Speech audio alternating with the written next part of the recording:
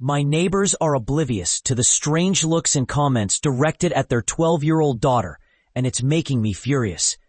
Earlier this year, I had to leave my home and move in with my mom. That's when I met her neighbors, a kind couple living right across the street.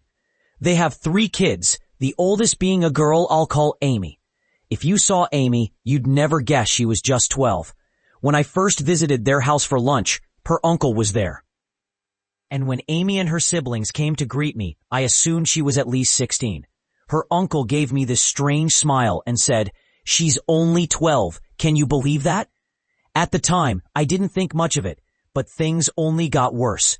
My mom, Amy's mom, and Amy go out together a couple of times a week, walking, shopping, and so on. Sometimes my mom asks me to drop them off, or they invite me to tag along. The number of grown men and women who stare at Amy like she's an exhibit is alarming.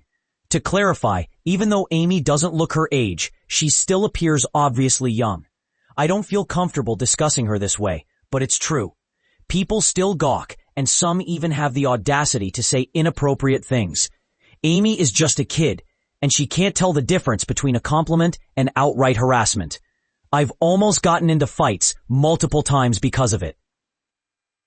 When they walk together, I like to trail behind, letting them chat. Some men feel safe to say things, but when they realize I'm with them, they back off. The worst part is that Amy's parents think, "Oh, she's just a little girl. No one would think of her that way," even though people often mistake her for her mother's sister or assume she's my girlfriend. During those months, Amy and her siblings and I grew very close. She would come to me with stories about school.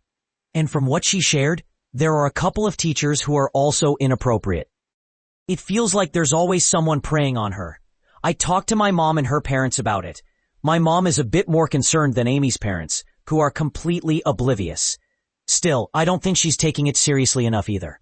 I'm writing this because I'm finally going back to my house, and I'm really worried about her. She and her siblings are like my little brothers and sister, and I hope her parents can protect her.